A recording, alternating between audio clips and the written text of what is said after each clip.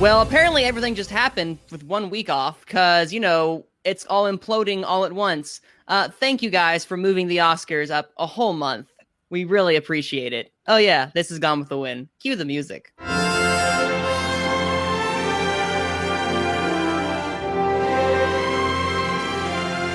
Hey everybody, welcome to the award show. Wow, I just had a brain fart. Let me try that again. Hey everybody, welcome to...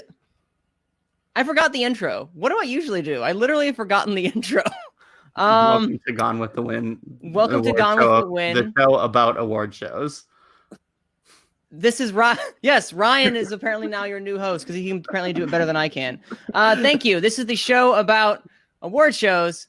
This is Gone with the Wind. I'm your host, Manny Franks. I'm so sorry. I got the intro down great, and then I can't even think of how we begin it. So I apologize, everyone. It's been a rough week of work, so I'm trying to get back to the swing of things. And speaking of Ryan, we have Ryan here. What is up? I similarly have been stuck at work constantly, so that's been fun. Yeah, he just came off of work, so I feel for him. I feel so for him. And then we also have our favorite New Zealander, Malcolm. Yeah, it seems like we take 1 week off, everyone forgets everything. So. Well, listen, we take 1 week off and apparently everything implodes in our face because apparently everyone wants to have the first week of December and awards here. Thanks, critics. And a special guest we have, everybody. We have Dan. Hey, Manning. How's it going? Glad to be back again this year. I know I've been clamoring to get back on and talk this stuff with you. I sent you messages back in July. Let's get talking about this stuff. You did. And now I'm finally trying to get my act together, trying to get guests lined up each week. We'll see how that goes because, again, swamped with work because, of course, we all encourage here at Gone with the Wind. Everyone's real life comes first unless your real life entails reviewing movies, which in case, good for you. I wish I had your job. This is for fun. This is all. Well, I envy you, sir. All right, this is all for funsies that we do. But we have fun here at Gone with the Wind because we're going to start off quickly by saying, what have we seen this week and not... Well, because it's been so long, each of you pick 2 of your favorite or worst movie that you have seen this past couple weeks.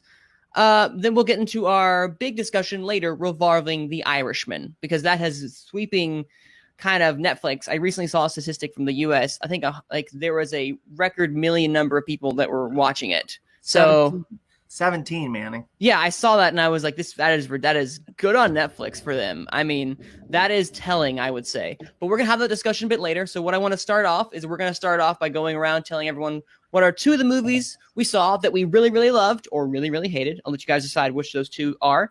And then we'll move right on to some of the big announcements. Sit down, because we are going to go through some lists and we are going to quickly discuss what we can. So we're going to start off.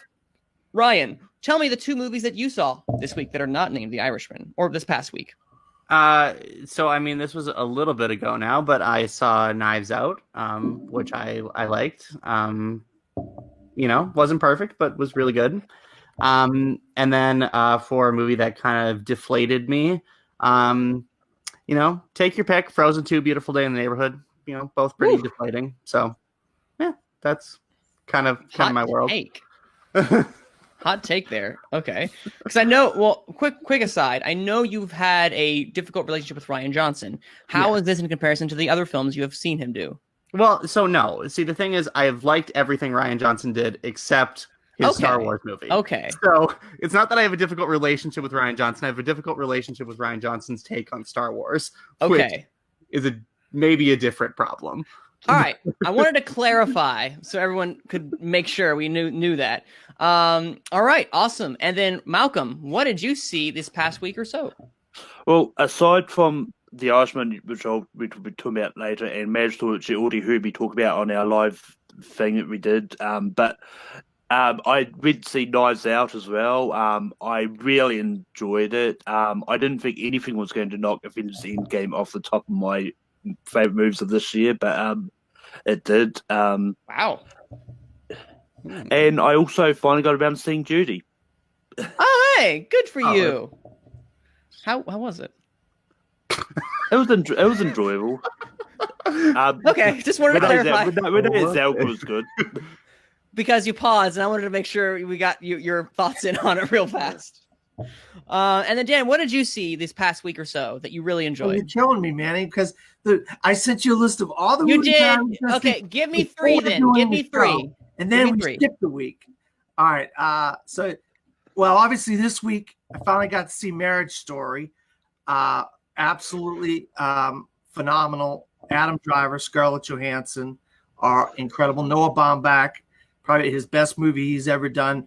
Up there with The Squid and the Whale. A couple weeks ago, I saw 1917, World War I movie. Sam Mendes and Roger Deakins cinematography. Oh God, this movie makes World War I look glamorous. And this is an ugly, ugly war. All war was ugly, but I mean, World War I was an ugly war. I'll tell you what, this movie looks gorgeous. Quick aside, Paul, I'm going to pause you right there. I'm just looking over for those, since this was an audio-only podcast, people can't see. Ryan is fuming over here because he's been wanting to see. I know me and him wanting to see this forever, so we're slightly jealous. I'm tempted to kick you off now just because you saw this, and we haven't. But I will. Out. Wait, question. Are you a fan of Sam Mendes? Yeah, actually, I love one of his two Bond movies. It's actually my favorite Bond movie I've ever seen, and I've seen every Bond movie. Skyfall is my number one favorite Bond movie. Oh, wow. So, and I like this. What is American Beauty? Yes, love American Beauty. Yeah, I'm a big Sam Mendes fan. Okay, and of course you're a Deakins fan, obviously. Oh God, he's actually did two movies this year: The Goldfinch and 1917. I forgot that existed. The Goldfinch. Whoops. That movie did that movie come and go? Literally. It did. Yeah. Nobody saw it. Once it got bad reviews, people didn't want to go see it. And it looked gorgeous, though. I'll tell you right, it was a beautiful, beautiful movie. It's Roger Deakins, so anything he does is gorgeous. He can sleep, and then he'll do some great work, honestly. Yeah, and one more I wanted. Yes, go ahead. I mean, there's so many I could have talked about. Dark Waters, Mark Ruffalo, Bill Camp. I am starting the campaign for these guys. They need to be considered for Oscars for Best Actor, Best Supporting Actor. I'm telling you right now, this isn't just a redo of Aaron Brockovich. This is its own thing, and it hit that part of this country very hard, West Virginia, that part of and it is amazing. This movie is so good. I cannot say enough about Dark Waters. I wanted to share that because I just feel like people with all these movies coming out so fast and furious, no pun intended, that people are going to look over some things. And that's one they should not look over, in my opinion. Because I was about to say, I know on here we were not the biggest fans of the Dark Waters trailer. We liked it, but it wasn't like looks great. Would you say the trailer didn't do it justice? No, does not do it justice. The movie's phenomenal. All right.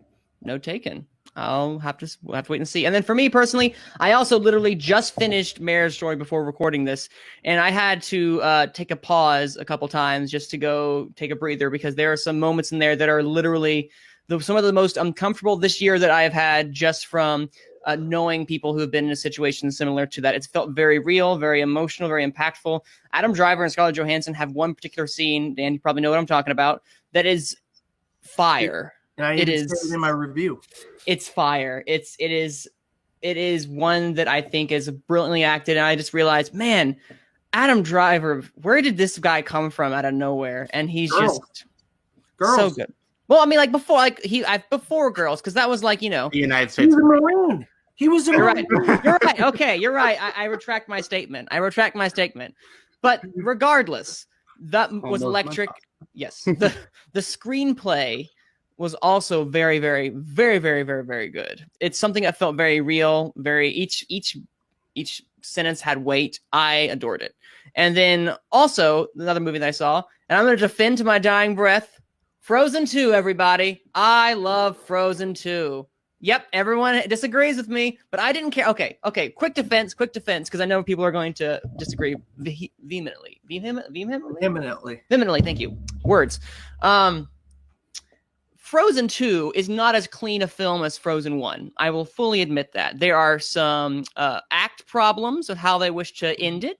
There are some pacing problems. However, just because it's not as clean doesn't mean that the mess they tried to make was as ambitious or as respectful of an attempt, as I would say. They tried to do a lot more with this, with the characters, pushing them through, I thought, were very deep and emotional arcs. Did they always land? No, but the ambition I thought was there, and it made me care a lot more from what I thought was a very cookie-cutter story last time, and I laughed a lot. It had a great message, man. And can I just say, Frozen 2 has a great message about family and sometimes breaking away from your family and going off on your own and doing your own thing, but still realizing you have a family and you always have your family and they will always be there for you most of the time. I'm not going to say that.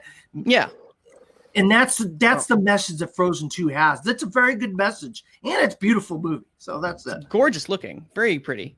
Well, I mean, like, let's be honest. Like, both Frozens are they're both very pat.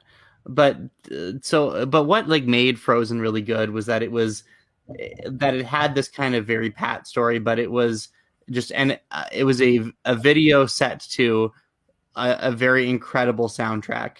And Frozen 2, just outside of like, I think one song gets an improvement over their counterpart in the first one, it just totally whiffs. Like, it's a massive strikeout. Oh, and wow. Like, just misses entirely. I'm disagreeing again because I have listened to the soundtrack more than the last one. Into the Unknown, I adore. The Next Right Thing is great. So, like, they're just trying to, like, rekindle the magic, and it's not there. Maybe because I don't care for the first Frozen, that my expectations were so low that I enjoyed myself so much for this one. That is what my expectation is. I know I'm in the minority, but that is my feelings upon the matter because this movie, I laughed so hard, especially with Kristoff's single. That's funny. Kristoff's song is better than his song in the first one. He didn't have one in the first one, did he? Yes, he did. Reindeers are better than people. That doesn't count, Ryan. Yes, it does. He literally hums a couple bars. Is that in the soundtrack officially? Yeah, it is a full 1.5 minute song. It's a full song. It doesn't count, though. Yes, it does. Fine, we'll count it. But you're right. That is a vast improvement, I will say. Yes. And that's it. Olaf's song is worse. Both of Elsa's songs are worse. All of Anna's songs are, like, entirely forgettable. The lullaby is okay, but that it doesn't have a first movie equivalent. If you're not a 5-year-old girl, you really aren't into this as much as you should be. What is the implication there, Dan? This movie is so geared for little children. It's so obvious. In the theater I was in had 400 people in my press screening, and all the other adults are just sitting there like stiff as a board, just like, okay. And you hear these little kids just laughing and just enjoying this movie. So I said to myself, that's what this movie's for. It's geared towards the little girls. And I'm not a big anime guy to begin with, but I could tell that night this is going to kill with 5-year-old girls. Two things. So I will contend that I will add that the two children that we took to see it did like it, and none of the adults liked it. So there is some credence to this theory. Okay, well maybe that says more about me than it does about the movie. Well, you have a 5-year-old girl's heart, man. That's I'll take that as a compliment. You're a good man. You're a good man, Manning. I'm gonna leave it at that. No, I was funny. I'll give you that. I'll leave it at that. Although I will say, give it a shot. I want to hear other people's opinion because I am in the vast minority. Literally, how many people do we know that like the Frozen 2 better than Frozen 1? Not me. Exactly. I can think of one. Yes. That's more than that's two. I know there's a few other people because I know our good friend Nazario Montenegro really enjoyed Frozen 2 more than the first one. That's 3. Well, he's kind of have a little kid's heart too. So Nazario, he's kind of got the heart of a kid, and he's a great guy. Because I spent some time with him a few weeks ago, about a month ago, and he's such a good guy, and his wife is so nice. He does have the kind of the heart of a little kid in a lot of ways. Super good dude, though. So I have to ask another quick question for the people out there who are not seeing us on video, but I am seeing all of you on video. And one of us who doesn't like this movie has this movie poster sitting over his left shoulder, and I'm curious the reason. That was one of my questions too. Well, because Malcolm might know this. I don't know if I shared this story with you guys. When I do videos like online, I do my own show. It's called the Top 5 Weekly. Mm-hmm. There's a rule. You don't have a blank wall behind you. So over the years, what I started doing is getting movie posters, and I put up the movie posters behind me, and every week or 2 or 3, I change the posters and put up new posters. And so this is just the new posters. Just so happens that I had these 3 posters, and I try to do themes, things that fit together. Like these are all Disney movies. But they don't have to be movies that you like to make them. No, they don't have to be movies that I like. No. Definitely not. Interesting. I was about to say, I don't think Mistress of All Evil would count as the I like category, possibly, or... Yeah, I wasn't a big fan. I wasn't going to judge. And I'm not a big fan of Frozen 2. But I'm looking forward to the Rise of Skywalker because, like Ryan, I'm not a fan of Last Jedi whatsoever. That's gonna be when it finally gets out. I can't wait to see the internet's reaction. Oh boy, that's gonna be... And you guys can't see off camera, but I do have a stack of posters that are waiting to be put up on the wall once I take these down. He's ready and waiting. All right, those were our Bango Bongo. Yeah, those were our quick thoughts on movies that we've seen. Again, go watch Frozen 2 and form your own opinion. I have to say, before we get into our news real fast. Wait, did I say 2 already? I want to make sure I said 2. I did. Okay, cool. The documentary features, if we have looked specifically, have been narrowed down, and I'm going to put that in the link a bit more. I don't have that up. I'm too lazy to get it up, but those have been officially narrowed down, and I will put the link in the description of this video for you guys to know and check out as well, too, because we are finally getting in. Oh, also, visual effects. The Academy have also narrowed down the visual effects one. We're like, all in there. Go Ad Astra. I'm pulling for that one to come in. What happened to John Wick 3 is what I want to know. Are the effects like... Oh, never mind. Forget it. I'm trying to think of I thought you said cinematography. Oh, well, no, they don't do. No, they don't do that. I don't know why. I don't know why, for the life of me, why some things do shortlists and others, and why they release those. But that's not for me to decide. Oh well. Again, now let's move quickly on into some lightning round with some quick thoughts of all these nominations, announcements, awards, critics things that have just been announced before we get into the real harder things are the Golden Globes, that are SAG, that are the Oscars themselves, that are the BAFTAs. We have the preliminaries. And one of the first ones that actually came out, which kind of is usually the first barometer for how the season is going to go, and that is the NBR. So, Dan, I believe you have the NBR for us. Can you tell us who the winners were this year for 2019? All right.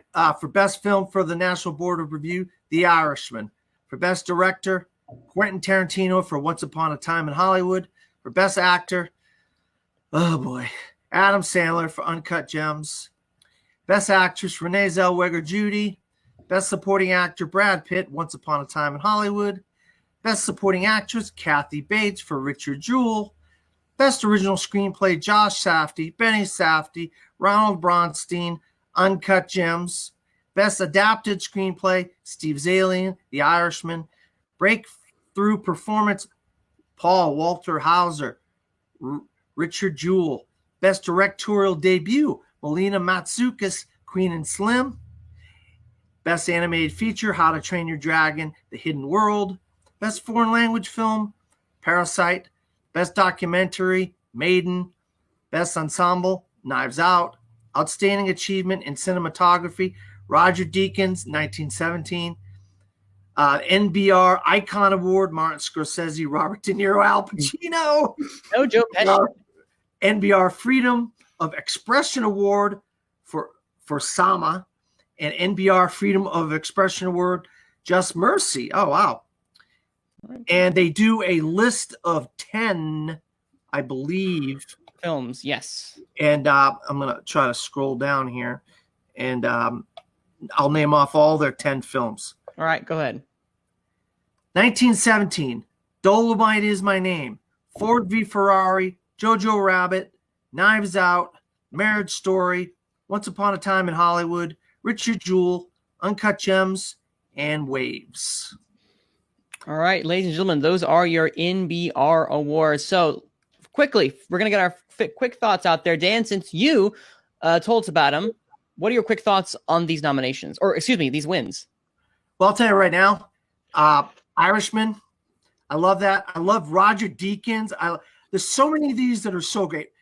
Parasite for best foreign language. Maiden, I'm shocked that they got Maiden because I thought it was going to be another movie. Best ensembles, obviously. I mean, it's a no-brainer. Knives Out, it's got the best ensemble. Unless you're a comic book fan, you might think so. But another one that's a surprise to me, which I'm happy about, though, is How to Train Your Dragon. The Hidden World, love that. Melina Matsoukas, directorial debut. So happy for her for Queen and Slim. Absolutely love Queen and Slim. There's a lot of love for Uncut Gems in here, and a lot of love for Richard Jewell in here, which I'm happy about the Richard Jewell. I have not seen Uncut Gems, so I can't really say, but I'm still saying Adam Sandler for Best Actor. It's just kind of surprising to me. Now, I will say real fast is that Uncut Gems actually, just from where we're recording, when we were recording now, this past week, we've seen a lot of love for Uncut Gems that I am kind of shocked by. I knew there were good positive reviews out when it first came. People were like, this is really good. Adam Sandler is probably the best he's been in a while, all that stuff. But I didn't think it would translate to this much love, especially when you have another comedian, Eddie Murphy, right there as well. So that's pretty good. Any other thoughts you guys have regarding NBR? Anything that sticks out to you guys, Ryan and Malcolm? There really isn't a lot that sticks out to me because a lot of it's pretty much kind of what I expected. And I know there's been a lot of people saying that touting Adam Sandler is potentially getting his first Oscar nomination for Uncut Gems. So seeing him get the NBR award doesn't surprise me in the least, just because of what I've heard so much about his performance in that. So it's definitely going to be interesting. And I had a choice, Manning. I had a choice between Uncut Gems and Queen and Slim, and I went and saw Queen and Slim instead of Uncut Gems. So I have to wait until it comes back around for me to see it again. No. And the Safdie brothers, if you haven't seen Good Time, they're the ones who directed Good Time, which was fantastic with Robert Pattinson. So this is a Safdie brothers movie with a budget. That movie was guerrilla filmmaking at its best. This movie, they actually got a budget. They got some really good actors in here, and you could tell it's a better movie from the trailers and stuff. And the people that went in and walked out of it, because we walked out at the same time, 2 different screenings, their faces were pale. I mean, literally pale white. They were just completely shocked at what they had just sat through. I've heard that it's very nerve-wracking, the movie. It's very nail-biting, to say the least. Ryan, what are your thoughts?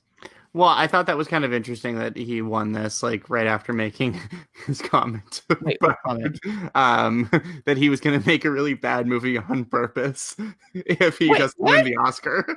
Hold up, He's like, I think I might just make a really bad movie on purpose if I don't win an Oscar this year. He's not going to He's not going to for Ryan.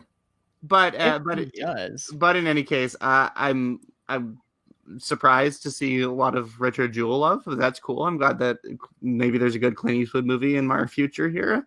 Happy to see The Irishman and Once Upon a Time in Hollywood, as we'll get to and later in this week's episode. And we return to this very sad world that this year the best animated film is How to Train Your Dragon: The Hidden World, and it legitimately is the best animated film of this year. I haven't seen Wuthering With You yet, so barring that being really good, animated films kind of suck. So I wouldn't say suck, but they're not as good. They were at best above average. It's just been a bad year for animated films. To be fair, we have had an embarrassment of riches over the past 5 years. So I'm not saying that this is necessarily like indicative of anything. But I agree. But this year has been trash. For animated films. For animated films, yes. What happened to My Spies in Disguise? Not even a mention for that. I guess that's not that good, huh? I mean, have you seen the trailer? It hasn't been released yet. I got a screening next Saturday, so it's 10:30 here. Have fun. Oh boy. All right, those were well. Actually, a quick aside about Clint Eastwood. Doesn't he usually do really good with the NBR? Like they usually like movies that he does. So I feel like he does better with Who's Her Face, the AFI maybe, or maybe I it's think NBR. he does both. I don't know. They like him. Well, I've been hearing a lot of good things about Richard Jewell from people that I absolutely trust. And when people that I trust say these things about something, I said, I got to make sure I got that press screening on Wednesday, so I cannot wait for Richard Jewell. Yes, he actually won NBR for American Sniper. So he has precedent. He also won for Invictus. So, okay, good for him. I mean, Invictus was good. I know, but I'm kind of like, wow, I did not expect that. Invictus was okay. American Sniper wasn't that good. It's not bad. We'll say that. It's not bad. All right. Moving on from National Board Review, we're going to who has something that were released recently as well too. AFI. Who has AFI? I have. Malcolm. I totally forgot who I signed what to. Malcolm. Tell us what the top 10 for the American Film Institution is. Don't die. The AFI's top 10 movies of this year is 1917, The Farewell, The Irishman, Jojo Rabbit, Joker, Knives Out, Little Women, Marriage Story, Once Upon a Time in Hollywood, Richard Jewell, and they gave a special award to Parasite. Okay, now clarify if I am wrong. Before I let you have your thoughts, Malcolm, did they give one last year to Roma as a special award? Or am I completely forgetting that? Because I feel like they might have done that. Someone clarify that for me. In the meantime, Malcolm, tell us. 1 second. But yeah, yeah, they did. They did. Okay, cool. Precedent set. Go ahead, Malcolm. But yeah, this is like pretty much quite similar to the National Board of Review's top 10, in which a lot of those same movies are here as well. There's Richard Jewell, Love Again. I think the one's different was like the and this is what I've been seeing a lot, which makes me hope that it's going to do good in the Oscars. Little Women I've seen pop up quite a bit, and that's going to be something we're going to probably see a lot more of as we go through these lists as well. So, but yeah, there's nothing surprising. It does make me worry a little bit about Endgame's chances now, because I know last year they had Black Panther in there, but then saying that Oscars do have the precedent of going for the highest grossing movie if it breaks a record. So it's interesting. I was about to say, if they want a big budget movie this year, they just got to go to Joker. I'm just kidding, not a big budget, but a high grossing film. They just got to look to Joker at this point, and that might fulfill that. You know, even though it made a lot more than Joker, it's still probably the big budget one they want, or the big highest grossing one they might want to look towards. But yeah, I'm looking at this list right And I don't think that these critic groups, and I don't think the Oscars, I don't think that they're terribly interested. Like Black Panther, I mean, yes, it was big in the cultural lexicon, but it's also like a really good movie, and I don't think that should be forgotten about what got it to where it went eventually. I do agree, even though we do disagree on in-games. How do we say this? Quality. I'll say we may. But regardless, I still think this is almost. Take out Dolomite, replace it with Farewell. This is literally almost the same as NBR. And once we get it's also got something in place at Uncut Gems, because NBR had Uncut Gems, this one doesn't. You're right. It has this one has Little Women. Yes, Little Women. That's what it is. That's what it was. Okay, but yeah, that's still a good sizable crossover at the moment. Yeah. And then of course include Parasite in there for being part of the conversation. At this point, how many times have they given off a special award? Someone find that out for me. So they give a special award every year, but it's to a different thing. So I went back to about 2014, and the past couple years it's been a foreign film. Then it was OJ Made in America, the documentary, and then they gave it to a different foreign film, and then they gave it to Mad Men, the TV show. So it's just kind of whatever AFI wants to give that award to. It's not a specific category of any kind. Now, for clarification, they gave it to a TV show. They gave it also to Fleabag this year as a TV show. When did they make that split? I don't know. Because right now they gave the AFI Special Award to Fleabag, but also to Parasite. So I don't know if that is a distinction. Yeah, well, AFI do top 10 TV show lists as well. Yeah, so they do top 10 TV show, but then they also give a special award every year. Okay, so I guess they just this isn't the first year they split though, right, for the special award, or do they just? Well, did they give a second special award? Because I only see the one. Because they have one for Fleabag and for Parasite. So Fleabag, the TV show, I mean. So we'll find that out, guys, in a second. Dan, thoughts? Me? Yeah. Yes. Yeah. I think I'll be honest with you. I think the list is very good. There's only one film on there, I believe, that I haven't seen. And that's Little Women. So I think they pretty much nailed the top 10 films of the year. I mean, obviously, there's going to be one or two different in all these different groupings, all these different awards, and film societies are going to have a little bit different. But I'll tell you what, I think they nailed it pretty much. Even though I haven't seen. I would say probably you're gonna get some of these people going to see Bombshell in there in their top 10 or top whatever films that they nominate. But seems pretty solid list to me. No, yeah, I do agree. Overall, this is kind of the films that have been the conversation for a while, except Richard Jewell. That came out of nowhere again, and didn't even know it was coming out on time. No, when did we officially know it was coming out? That's what I want to know. Month ago, maybe. A couple months ago, they made it official that it was coming out December 13th. Look at you, Clint Eastwood, just making movies. He puts one out every year around that time. There's been one every year around that time. But I'm just shocked at the expediency that he can throw out films. He does make them very quickly. Last year, it was The Mule that was out. Which, probably not Oscar contender, but you know. No, but it's a good movie. Abe will agree with you. He's not here though. I would agree with you. And so I missed it. It was good. I like The Mule. I missed it. Wow. All right, so those are the top 10 for the AFI. We're going to keep moving along. Ryan, what did you have for us? NYCC? Yes, I had the New York Film Critics Circle. Give it to us. Which this website is frozen, but that's okay. Oh, no. So, Best Picture, they gave it to The Irishman. For Best Director, they gave it to the Safdie brothers for Uncut Gems. For Best Screenplay, they gave it to Quentin Tarantino for Once Upon a Time in Hollywood. Best Actress, Lupita Nyong'o for Us. Wow. Best Actor, Antonio Banderas for Pain and Glory. Best Supporting Actress, Laura Dern for Marriage Story and Little Women. Best Supporting Actor, Joe Pesci in The Irishman. Best Cinematography, Portrait of a Lady on Fire by Claire Mathon. Best Nonfiction Film, Honeyland by Tamara Kotoveska and Lyubio Stefanov. Best Foreign Language Film, Parasite by Bong Joon-ho. Best Animated Feature, I Lost My Body by Jeremy Clapin. I'm guessing it's French. Best First Film, Atlantics by Maddie Diop. And they give a special award to the Indie Collect and Randy Newman. Wow. So that is the New York Film Critics Circle. Any thoughts, Ryan? A lot of these, like a lot of the bigger ones seem pretty similar to some of the other things that we've talked about.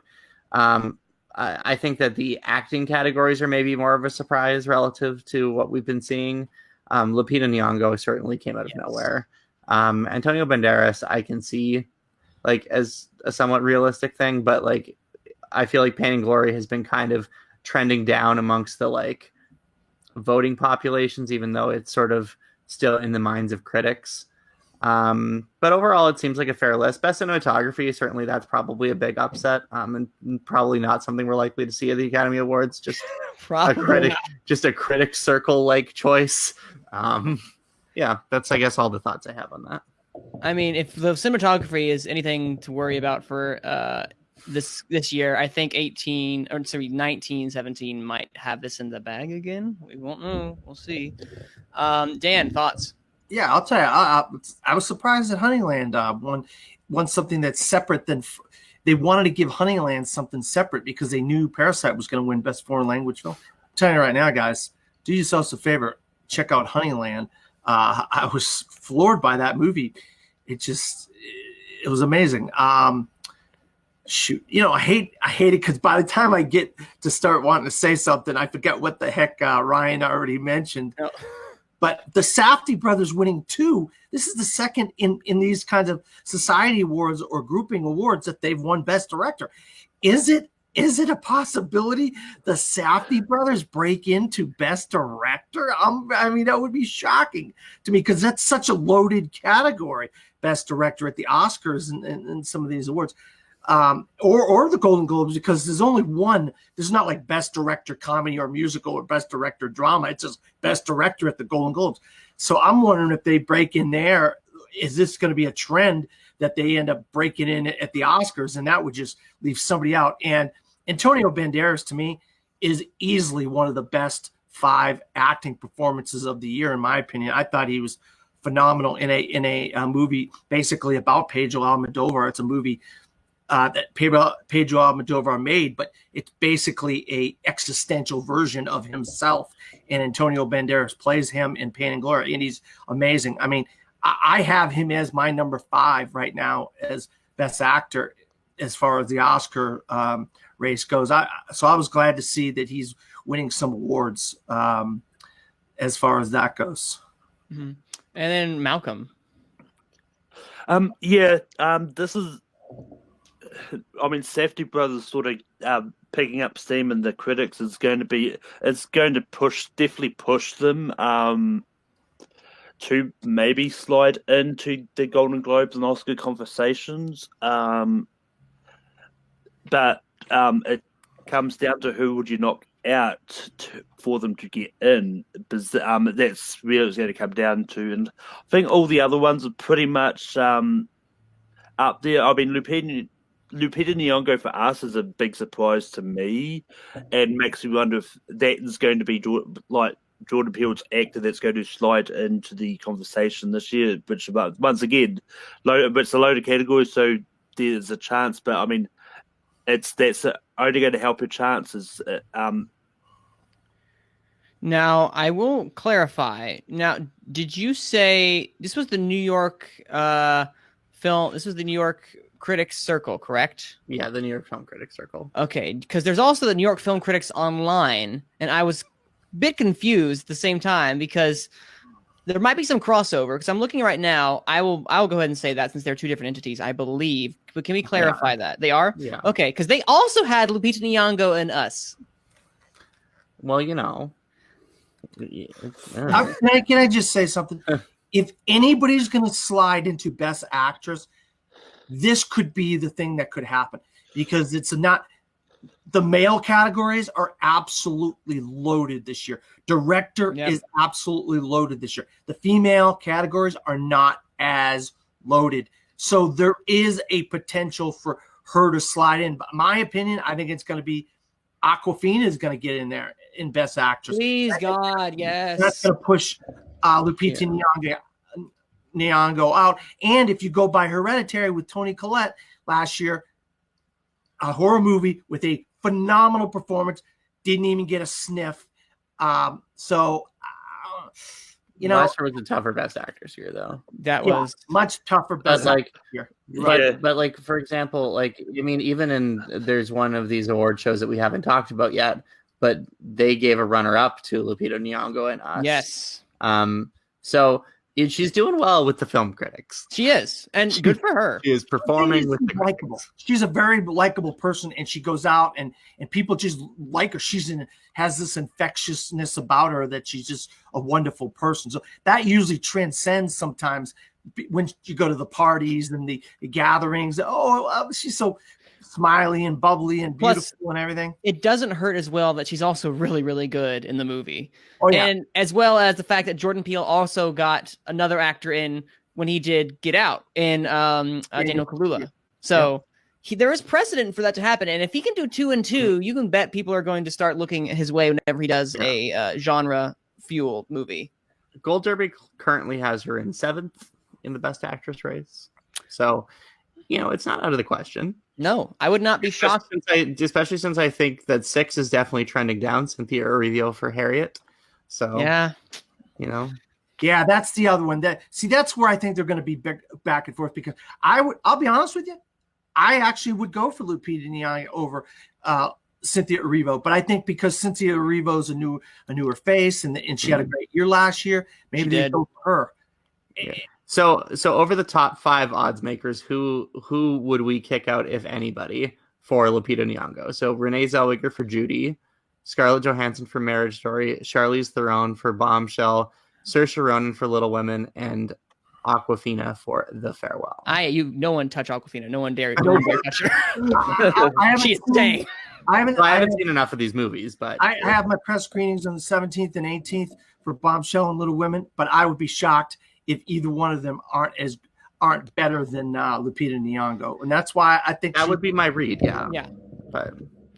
But that being said, there is a possibility where she is our 6 right now. And if that is the case, if she jumps in out of nowhere, if she gets a Globe, if she gets a SAG, because SAG can throw something real fast and we don't know, hard and fastball on us. But just for time's sake, I'm gonna quickly go through the New York Film Critics online winners, and we can kind of like tangentially talk if we can. And then I'll go for the Annies, and then I believe that should be it until we get into our discussion of the Irishman for now, and then we can see what we have time for leftover. I have Hollywood Critics too right here in front of me. I don't know if I'm perfect. I knew I was forgetting something. After I do this one, all you. So the first one for the New York Film Critics online winners, we have winner Parasite. Yes, good job. Bong Joon-ho for Parasite. Another for the director. Yes, please. Actor Joaquin Phoenix for Joker. Actress Lupita Nyong'o for Us. Supporting actor Joe Pesci, The Irishman, who I still believe gives the best performance in The Irishman. We'll talk about that later. Supporting actress Laura Dern, Marriage Story. Screenplay Bong Joon-ho and I feel real bad. I'm going to butcher this so hard. Han Jin-won, or maybe not. I feel like I was going to. Han Jin-won for Parasite. Breakthrough performer Kelvin Harris Jr. for Loose and Waves. Debut director Lele Aviles. Sure, we'll go with that. Aviles. Yes, thank you. You are my you're my guru over here. Help me out with this. And then ensemble cast for Knives Out. Oh, they give it to the casting director over here. Mary Venue, I believe. Vernieu. There is a spell of people Knives Out. There is a spell of people, Manning, that believe casting director should be a ensemble cast, and it should go to the casting director. And that's something that people want to see the Oscars expand to. Stunt ensemble, stunt actor, actress, and casting director. So I do agree. That's something you could start building towards if one award thing does that. I do agree that at least the casting director should be at least considered with the casting ensemble. And I think with something like Knives Out, which the strength of that movie really relies on both the screenplay and the cast, I think we might be looking for a possible SAG ensemble nomination for Knives Out. There's too many people in that movie, so too many people. They love giving it to the largest possible cast. And they get all their friends to vote for them. Yep. That's what it's going to be. A documentary, Apollo 11, foreign language portrait of a lady on fire, which again is not eligible for okay. So question. What's up? So they gave best film to Parasite, but best foreign language film to something different. I don't understand. I think it's because my knowledge is that they don't want to give it to both because it's already won Best Picture. But if it's the best picture, it must be the best foreign language film. By logic, you're right. Spread the love, Ryan. Spread the love. They're spreading the love. No, it does not logically make sense. I'm pretty sure we had this same conversation last year. We did. When Roma got Best Picture and something else got Best Foreign Language. It made no sense. It did. It's you know what? If that is a hill, then that is a hill. Roger Deakins, 1917 for cinematography. Yes. And the use of music, Rocket Man. All right. Cool. And finally, top 10 films. We're going to see this one a lot. 1917, The Farewell, Hustlers, The Irishman, Jojo Rabbit, Joker, Marriage Story, Once Upon a Time in Hollywood, Parasite, and The Two Popes. So we're seeing there's a lot of similarities between these top 10 lists, which so far, yeah, you're starting to chisel out some of the ones that are going to probably be, the ones people would gravitate toward. But anyway, enough about that. Dan, what's Hollywood got for us? All right, here we go. Best Picture. 1917, Booksmart, The Farewell, The Irishman, Joker, Jojo Rabbit, Parasite, Marriage Story, Once Upon a Time in Hollywood, Waves, Best Actor. I guess I'm going down the nominees. I don't. Yeah, it's one of the nominees. They haven't announced winners until Yeah, okay. January. So Best Actor, Adam Driver, Marriage Story. Best Actor, never mind. Sorry, Eddie Murphy, Dolomite Is My Name. Joaquin Phoenix, Joker. Leonardo DiCaprio, Once Upon a Time in Hollywood. Taron Egerton, Rocket Man. Best Actress, Awkwafina, The Farewell. Charlize Theron, Bombshell. Lupita Nyong'o, Us. Renee Zellweger, Judy. Scarlett Johansson, Marriage Story. Best Supporting Actor, Brad Pitt, Once Upon a Time in Hollywood. Joe Pesci, The Irishman. Shia LaBeouf, Honey Boy. Sterling K. Brown, Waves. Tom Hanks, A Beautiful Day in the Neighborhood. Best Supporting Actress, Jennifer Lopez, Hustlers. Laura Dern, Marriage Story. Margot Robbie, Once Upon a Time in Hollywood. Taylor Russell, Waves. Zhao Zhuzhen, The Farewell. Best Adapted Screenplay, Taika Waititi, Jojo Rabbit. Steve Zalian, The Irishman. Anthony McCartan, The Two Popes. Scott Silver and Todd Silver, Joker. Lorena Scafaria, Hustlers. Best Original Screenplay, Bong Joon-ho and Han Jin-won, Parasite. Emily Halpern, Sarah Haskins, Susan Fogel, and Kate Silberman, Booksmart. Lulu Wang, The Farewell. Noah Baumbach, Marriage Story. Ryan Johnson, Knives Out. Bong Joon-ho, Director. Best Director, Bong Joon-ho, Parasite. Martin Scorsese, The Irishman. Noah Baumbach, Marriage Story. Quentin Tarantino, Once Upon a Time in Hollywood. Taika Waititi, Jojo Rabbit. Best Female Director, Alma Harrell, Honey Boy. Greta Gerwig, Little Women. Lorena Scafaria, Hustlers. Lulu Wang, The Farewell. Olivia Wilde, Booksmart. Best Performance by an Actor or Actress under the age of 23, Caitlin Dever, Booksmart. Julia Butters, Once Upon a Time in Hollywood. Noah Jupe, Honey Boy. Roman Griffin Davis, Jojo Rabbit. Thomasin McKenzie, Jojo Rabbit. Breakthrough Performance, Jesse Buckley, Wild Rose. Calvin Harrison Jr., Waves. Paul Walter Hauser, Richard Jewell. Taylor Russell, Waves. Zach Gottsagen, The Peanut Butter Falcon. Best Cast, Avengers Endgame. The Irishman, Knives Out, Once Upon a Time in Hollywood, Waves. Best First Feature, Brittany Runs a Marathon, Booksmart. Honey Boy, The Peanut Butter Falcon, Queen and Slim. Best Independent Film, Booksmart. The Farewell, Honey Boy, Loose, Waves. Best Action / War Film. Jeez Louise, LA.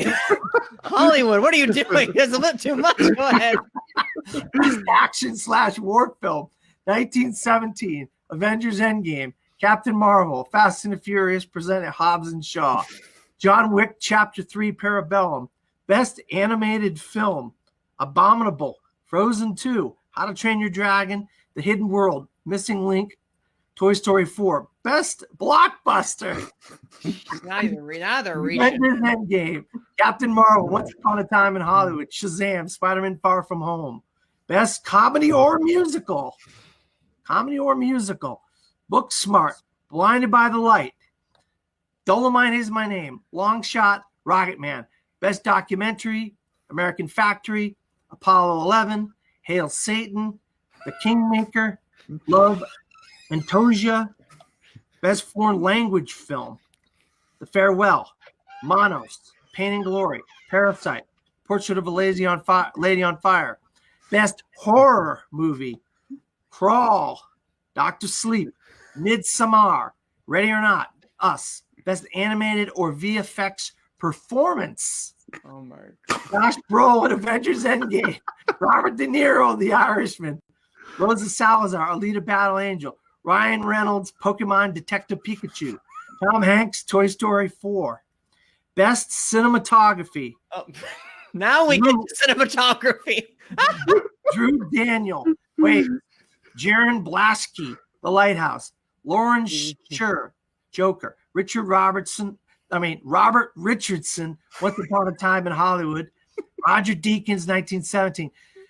Oh, best costume design. Do you want an assist here? Do you need to take a breather? Editing, hair and makeup, costume design, all that stuff. Want me to keep going? I think we get the gist, Dan. You're good. All right. You don't want me to do song or none of that? Nope, they're good. All right. Okay, quick comment. Hollywood, you got too many categories. You have more than the Oscars, okay? They think they're the Oscars. They literally, at this point, like, good on you guys, but wow. I mean, it's nice. This is spreading the love, which I will take this to logical inconsistency. Okay. Like, this seems reasonable. But okay. Well, from all that long list, any quick thoughts, just for time's sake, guys, quick thoughts. That's good. I mean, there's really no major surprises. Really, like a lot of the actors is probably a lot what we kind of expected, and once again, Lupita Nyong'o is in, and I'm pretty sure it was Saoirse Ronan which wasn't in there. So yeah, so I mean, obviously, this is the Critics Association that has the most connection to the world that we're sort of plugged into, and I have to say it's not terribly surprising the movies that they seem to have kind of a, maybe that's inappropriate, that they have a strong affection for that aren't going to appear anywhere else, just based on what we've heard out of our little film world bubble. So. Well, I'll tell you what, I love when another thing, Manning, that I believe we should do is young. I don't know what you'll call the Oscar, but I believe a young Oscar category is desperately needed, in my opinion. And I love that Calvin Harrison Jr. is getting some love from these. And Taylor Russell is getting the people that wrote and directed Queen and Slim is in here. And those are the kinds of things that's what I like about these kinds of awards that give away so many different categories and so forth. And Malcolm's love of Avengers Endgame, you got them in there, a couple categories, Avengers in there, Josh Brolin in there, Malcolm. No, I'm a big Avengers guy. And I'll throw in, I'm not opposed to something like this. It just, at this point, it's kind of like, it got a little funny at the point where long lines kept going and going and going. But there is merit because there are people behind these great works of art. And we want to, encourage this. We want to reward them. It's just more along the lines, it feels like. Giving everybody an award. You get an award. You get an award. You get an award. Are you implying they're Oprah? But I do agree. I do agree, though, about the young person Oscar, because I think we've had a lot of performances, especially by a lot of very talented young actors in today's day and age, that don't really get enough rewarding. I don't know how they came up with the number 23. That seems like a weird age cutoff, but whatever. Who cares? Yeah, that is a little weird. And right behind Malcolm, he's got Jojo Rabbit. There's two great performances by under 23 in that film. We'll probably get completely lost in the Oscar race. You might get one or both of them in the categories for Golden Globes. So I would not be surprised to see one or two of them in the Golden Globes. Maybe. I would love to see that. Okay, for time's sake, I'm going to quickly go through the Annies over here because, wow, it's 6:30. All right, best feature, real fast. Frozen 2, How to Train Your Dragon: The Hidden World, Klaus, Missing Link, Toy Story 4, and then best indie feature, Benuel in the Labyrinth of the Turtles, I Lost My Body, Okozin, Promire, and Weathering with You, which I'm getting more excited to see every day. So there we go. Most nominations went to Frozen 2 and The Missing Link. There you go. All right. Sure. Good. Out of the way. Now let's talk about The Irishman, guys, because we are running low on time here currently. So we're going to quickly start off. Quick spoiler 3 thoughts. Keep it as succinct as possible. Ryan, would you start us off with your succinct thoughts regarding The Irishman? Martin Scorsese's 3.5 hour epic. It's a really good movie. It's it's slow and it has a very certain particular kind of drawl to it. But I think it's in the vein of Scorsese's better filmmaking. I think that it is loaded with very high end performances that bring a lot of life to the movie. It's interesting. It's kind of just an enthralling feature, and I think that it's definitely. I said this about a previous movie that was on Netflix, which is the Meyerowitz stories, but this is kind of the second movie that I really think is and Roma obviously, but I think that these movies kind of show what Netflix might have the power to do, that I hope that they do more of. And Dan?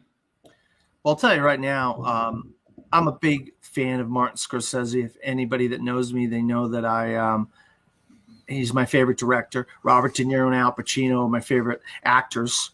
And I'll tell you what, this is a culmination of 40 years worth of work for these people that have been arguably two of the best living actors today, arguably one of the best living director today.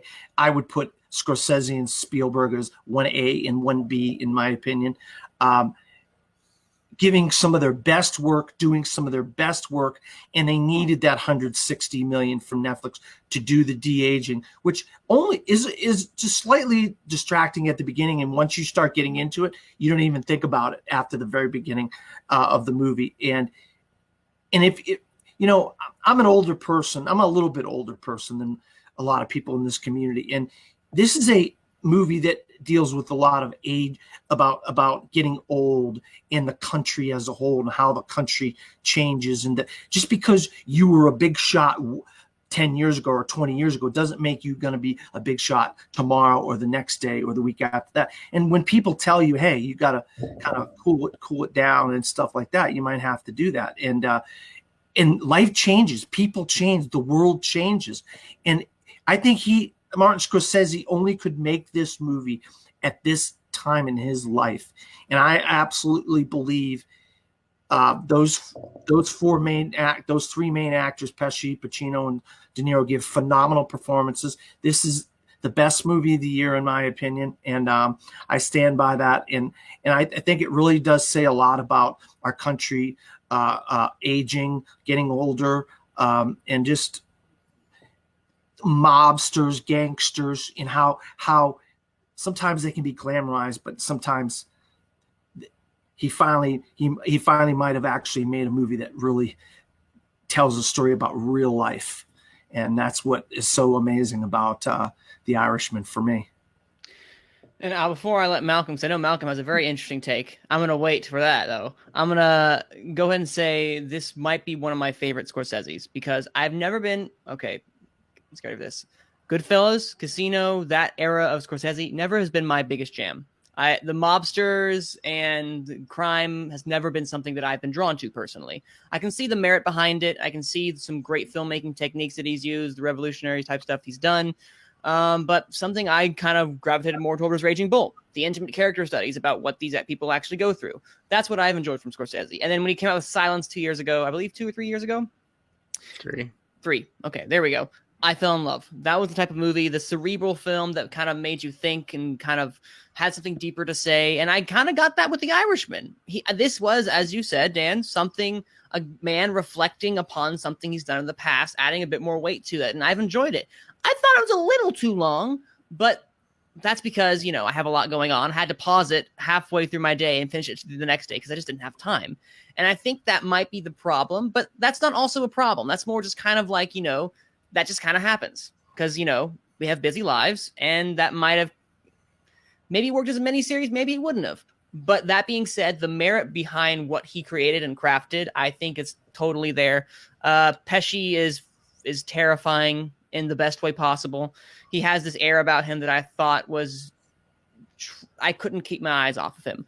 And then De Niro, I thought has kind of the best he's ever been. The best he's been recently in my eyes, because he kept quiet. He was constrained most of the time. It wasn't like I'm going to explode like Al Pacino. He contrasted that, and I thought that was excellent. And I think this is just an overall well done movie. Thelma Schumacher killing it again with the editing. Because how do you edit a 3.5 hour? Only people with that much repertoire can do something that effective. I think it's very good. Not my cup of tea, but from what this was done, I think I can see the merit, and I think this is a fantastic film, regardless. Malcolm. Yeah. I wasn't a big fan of this movie. Oh, there we go. It took me about 5 days to get through it. I thought the story was super long and drawn out. You could have shaved a lot out of this. Look, I'll give it some credit. It was beautifully directed, and the acting. I was distracted by the de-aging the whole way through. They wasted Anna Paquin in this movie. Yeah. Can I say something about Anna Paquin, please? All right. Is this getting to spoiler territory? No. No, it does not. No. Okay, because you know what? Either way, let's go to spoilers. We all have given our quick thoughts. We're going to go straight into spoilers. Give me your thoughts. All right. Anna Paquin auditioned for this movie. She wanted to be in this movie. She knew the role that she auditioned for. She wanted to work with Martin Scorsese. Why is everybody getting a big huff about this when she knew what she was getting in for? What you shouldn't be getting upset about something that the person who auditioned for the role knew the role that she was auditioning for. Why is everybody else upset about that? This wasn't a movie about women, even though some of Scorsese's movies have very strong women in them. You know, Sharon Stone and people like that, Kathy Moriarty and Raging Bull. She wanted to be in this movie with these people and wanted to work with Martin Scorsese. She didn't care what the role had to say, you know, and why should anybody else? The other thing is, you know, this has you mentioned silence, Manning. I'll tell you what, that's what this reminded me of. This reminds me of a Silence meets Goodfellas. And only this day and age could Martin Scorsese make this film. A man who's been through, if you look as his career has gone on, the films he's made have gotten longer and longer and longer and longer. And there's a reason why, if you look at the last 20 minutes of the film, that is where Thelma Schumacher really made her money of editing, that going back and forth when Al Pacino kept saying, no, this is my union and I want this union and all this stuff. He would go to De Niro, and De Niro would go to Pesci, and then Pesci would go to these other guys. And it was like this back and forth between all these guys. That stuff was incredible to me. I absolutely love that stuff. What I really appreciate is how effortless this movie felt. Yeah. This Scorsese, I feel like can direct movies in his sleep. And not saying that's a bad thing. I'm just saying this felt like this guy knew his craft and he was kind of throwing it out. That last hour and a half is the second half of the movie is my favorite part, because then I disagree with you that it's slow. I feel like it goes back so fast. I saw it in a movie theater, and I could not believe how I was like, this movie's over already. 3.5 hours went by just like that for me. I was about to say, I do feel like it dragged in the middle for me personally. I don't know what I'd cut, though. That's the problem there. But maybe I need to see it again later when I have the time. And I'd try in an uninterrupted format, because Netflix has the luxury of pausing. And I'd like to be able to see if I could not pause it. But we'll see about that later, and if there is a drag in the middle for me personally when I watch it again. And again, I do agree with Malcolm. The de-aging at the very beginning really threw me off at first. Oh, I agree with that. It does throw you off. But then about 15 minutes into it, you forget all about the de-aging, especially when they're old. Yes. You don't even realize that they're using the de-aging when those guys are old. Oh, yeah, that I thought was effective. When they were super young is when I thought it was really, because you could tell they were getting rid of all those wrinkles, and I was like, ooh, that looks a little uncanny over there. But once they kind of aged up right after that, it was fine. It was fine. Well, and I think, I mean, for me, I thought it looked really good on a television screen, and I don't think that this movie should get necessarily a VFX award. And like I say, I don't think it's perfect, but see, the funny thing is that I'm with Dan to the extent that I think the movie is really special. but I do think it dragged. But I think that was intentional. Like I didn't find that I was like, oh, this movie's just zipping by. But I felt like a lot like Silence. I think that's a good comparison to what Scorsese's kind of exploring here. In that one, he was exploring the depth of religion in this kind of very difficult situation. And he drew you out through that story through a very difficult process with the idea of examining faith. And in this movie, he draws you out through a different process to examine this group of people. And I think that it certainly, obviously I think that people immediately jump to Goodfellas. And I think that that's a good call out for what this movie is kind of dealing with, and is kind of a more aged take on that motif. And I think that he does it extremely well by putting the audience through this kind of clothes wringer to try and just draw all of that emotion out of you. And I think that he did that in spectacular fashion. Yeah, because you're sitting there, Ryan, and you're like, come on, just do what you need to do. What they tell you to do, just do it. You don't need to do what you need to do. You need to do what you need to do to live and survive. Mm-hmm. And that's what you're basically leading at, right? Yeah. It's also a very, what I appreciate, the character, I didn't think I'd love him. I love De Niro in this so much because of the subtlety that he played. Because some of the times he'll have these outbursts, he'll do all this, and that's more Pacino, we know. But when this one, especially near the end, which again, spoiler alert, when he kills Pacino, when he kills Hoffa, you feel for him. He's like, all this time he doesn't want to do it. He's like, don't make me do this. And it's that wonderful scene that he plays off of Pesci when, he later says, it was us or him. And it's subtle, but I do appreciate that. And as a film, the subtlety in this is very, very well done. There's also a lot of great style that I appreciate from Scorsese, and it made me kind of appreciate most of the work that I've seen him do prior. And 160 locations, Manning.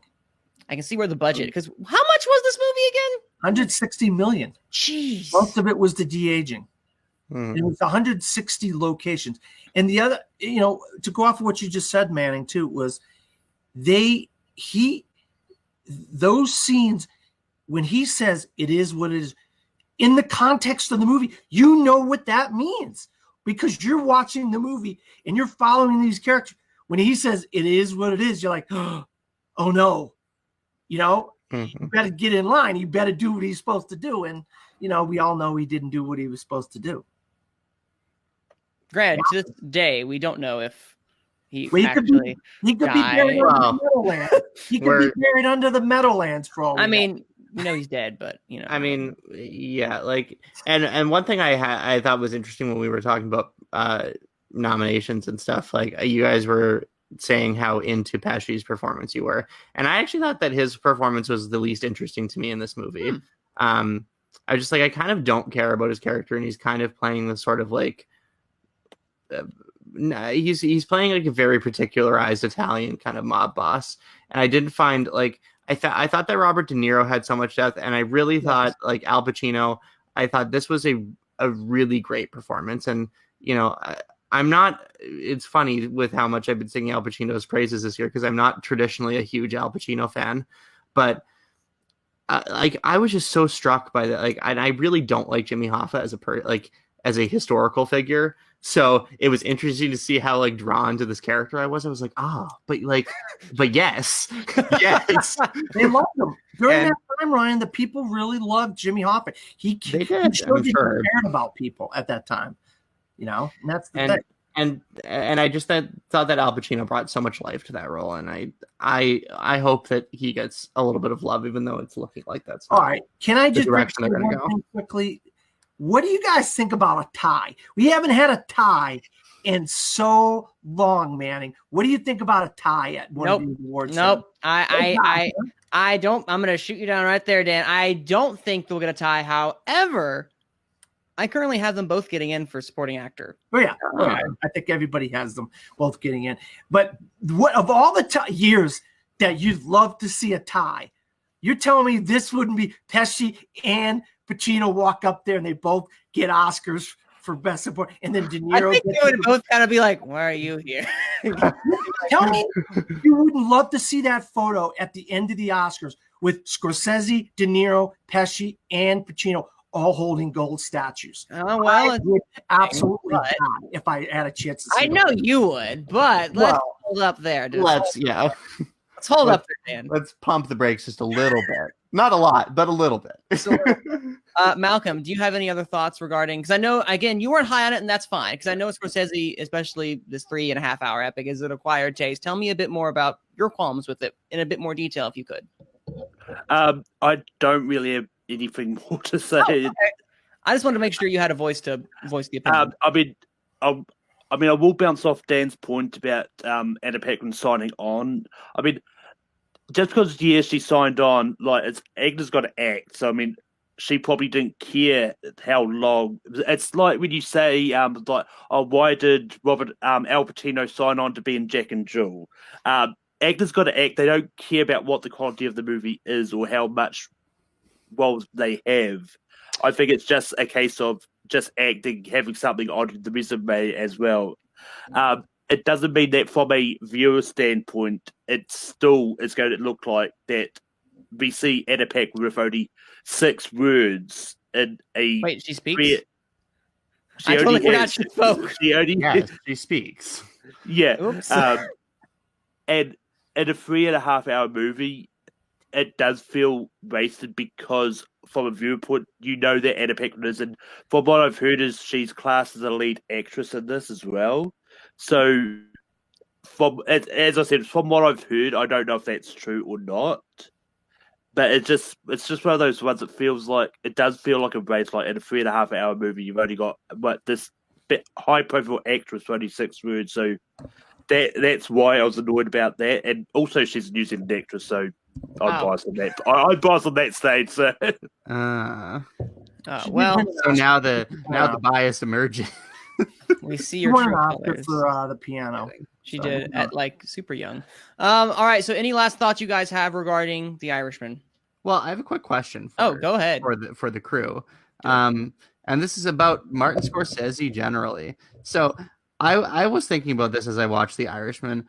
Like in the past 12 years, 6 of my top 11 Martin Scorsese movies have come out, and I really like. And maybe you all disagree, but do you think that he's getting, not necessarily getting better, but is showing up more consistently?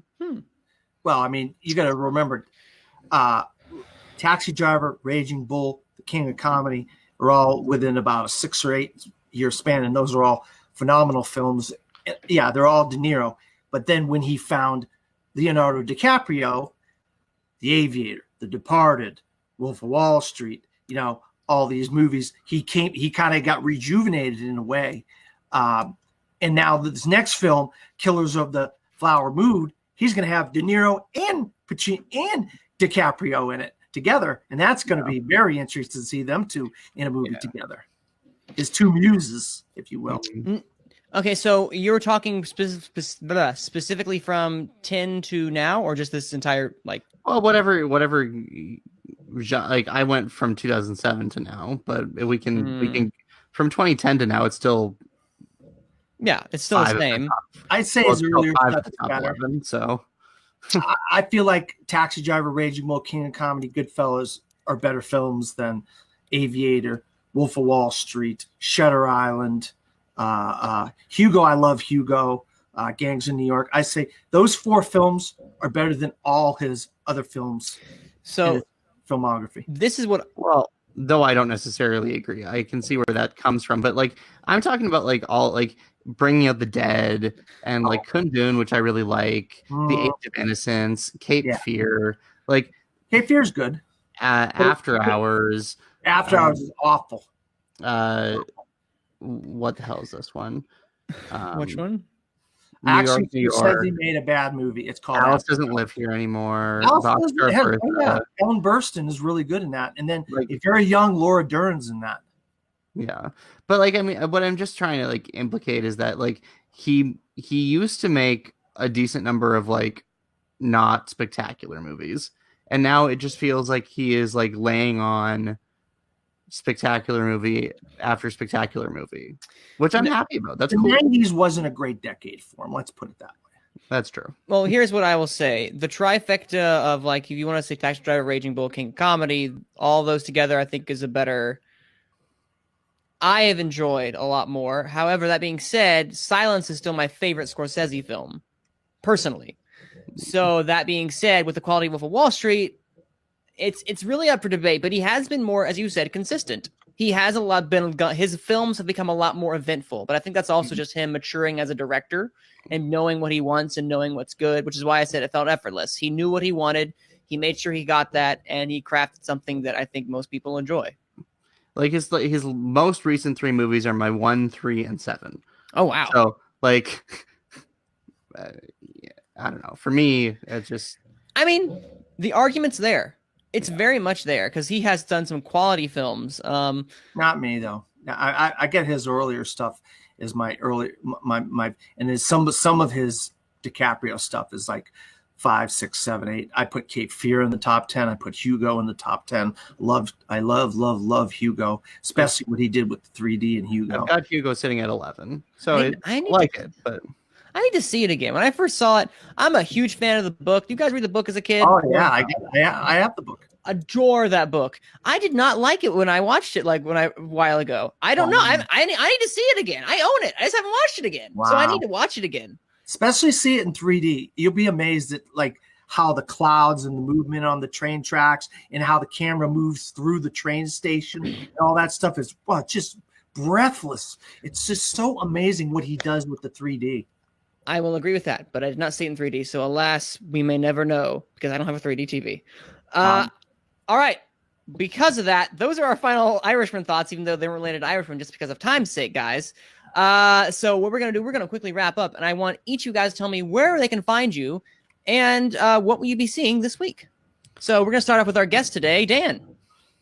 You can always find me at Dan Skip Allen on Facebook, Twitter, Instagram, and Pinterest. I do got my Instagram back and running again. I hadn't had it for a little while there. I write movie reviews and sports articles for a website called cinesportstalk.com. That's cinesportstalk.com. And I also contribute to another website called Disappointment Media.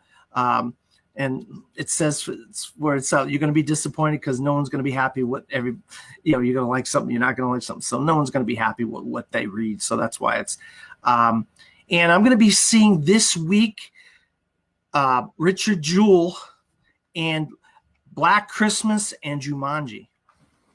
Oof. Oh yeah, Ryan, where can I find you, and what are you seeing? You can find me at my office. Good man. Or anywhere that you care to find me at Armakenna 19. And I don't know yet. I'll figure that out. I'm not sure what. Like I still have a couple movies to catch up on. Like I know that Waves and Dark Water dropped this weekend here. I think The Lighthouse is coming to a repertory theater near me, and I missed it when it was out. So there's a few things I want to catch up on, but we'll see how much time I have for that with how busy this week is going to be. So I believe that. And then Malcolm, where can they find you, and what will you be seeing? You can find me on Tape Free Productions, where I host Rankum every Sunday night. You can also find me during the Bracketeers competitions, and this week's one is going to be January's bracket is going to be Schmodown Personalities. The poll for holiday movies is up there now, so vote on that. It's definitely going to be a lot interesting, but I was so sad by some of the more interesting movies that are going to get killed in the first round. You can also find me on Full Metal, hosting Full Metal Random every week.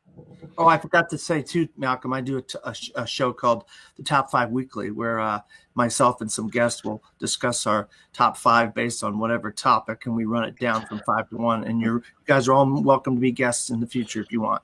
Yeah. And also, I'm going to try and see either Frozen 2 or Ford v Ferrari. Have you not seen Frozen 2 yet? No. See Ford versus Ferrari. No, wait a minute. Hold on. Or I mean, Are you going to disagree with I that mean, statement? no, That I statement don't. is not- I don't disagree. it's But not come on. I'm going to try and do it. I might even try and do a double feature if I've got the time of both F movies. Listen, if you That would be can, a weird double feature. that would be. Let us know. They're just so different movies. Let us know. All right, and you can find me on Twitter at Cine_Man. That's CINE_MANN. That is Cineman. Get it? Haha. And you can also find me on YouTube at Manning Franks, where I do YouTube video essays. My next one's going to be coming out maybe this week. You will see and find out. It's taken way too long to edit this bad boy, but it is currently almost north of 25 minutes, so I need to do some quick editing. I know. And all right. And again, thank you guys for watching Gone with the Wind. You can also find us, by the time we're doing this will be up later. So by the time ranking will already happen. So I'm about to plug that for you, Malcolm, but never mind. That'll already happen. And again, thank you guys for watching. We're going to get into this because by the time this is up, Golden Globes will have already happened. So we'll see you guys soon. Thank you all for listening, watching, whichever. Bye-bye.